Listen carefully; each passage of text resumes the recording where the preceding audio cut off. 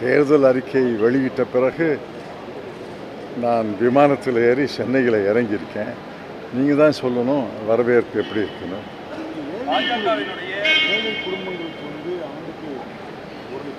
அது செயல்படுத்த முடியும். ஏழை குடும்பங்கள் அரசு சொல்கிறது 11% தான் ஏழை குடும்பங்கள் என்று. அரசு சொல்கிறது 11% தான். நீதி ஆயோகவுடைய தலைமை அதிகாரி சொல்கிறார் 5% தான். ஆனால் மற்ற நிபுணர் நிறுவனங்கள் சொல்வது 23 கோடி பேர் ஏழை குடும்பங்கள் என்று. ஆக இந்த மக்கள் கணக்கெடுப்பு, ஜாதிவாரி கணக்கெடுப்பு எடுக்கும் பொழுது யார் ஏழை குடும்பங்கள் என்று தீர்மானிக்க முடியும். அந்த ஏழை குடும்பங்களுக்கு ஆண்டுக்கு ₹1,00,000 மத்திய அரசினுடைய வரவு செலவில் அதை அடக்க முடியும். அதுக்கான நிதியை ஒதுக்க முடியும் என்று நான் தெளிவாக நம்புகிறேன். எடுத்து முடிக்கிறதுக்கு நமக்கு காலம் எடுக்காத எப்போது அமல்படுத்தப்படும்? இந்த ஜிஎஸ்டி தவறு. இந்த ஜிஎஸ்டியை மாற்றி புதிதாக ஒரு ஜிஎஸ்டி சட்டத்தை உருவாக்க வேண்டும். ஜிஎஸ்டி 2.0. இந்த ஜிஎஸ்டி பிழையான ஜிஎஸ்டி.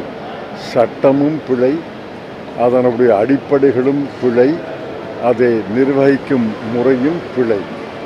ஆகவே புதிய ஜிஎஸ்டி 2.0 அதை நாங்கள் அறிவித்திருக்கிறோம். அது ஒன்றும் ரொம்ப காலமாகாது.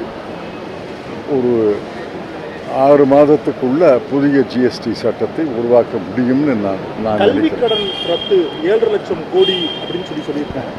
அது எப்படி அது சாத்தியமா சார்? 7.5 லட்சம் கோடி அல்ல.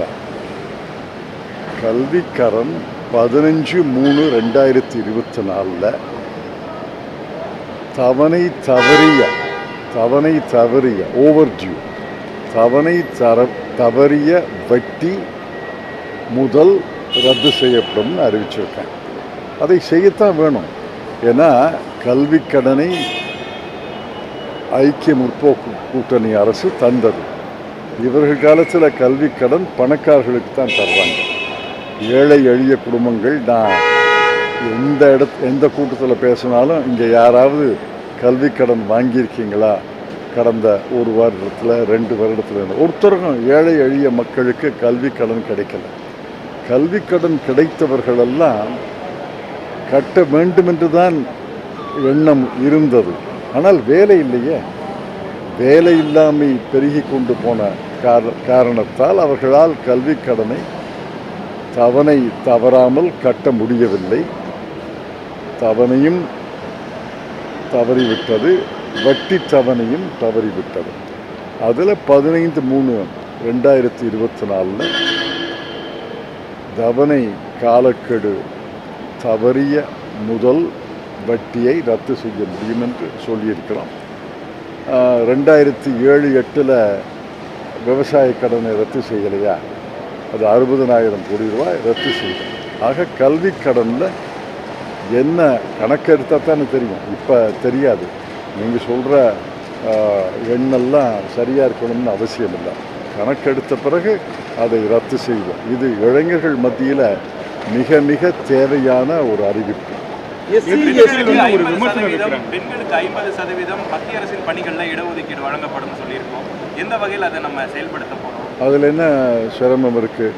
இப்போ உள்ளாட்சி தேர்தலில் பெண்களுக்கு 50% ஒதுக்கீடு கொடுத்துருக்கமா இல்லையா?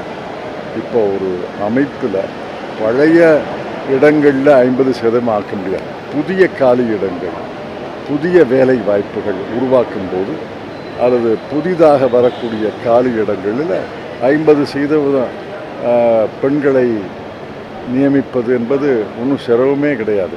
அதற்கு மனசு தான் வேணும்.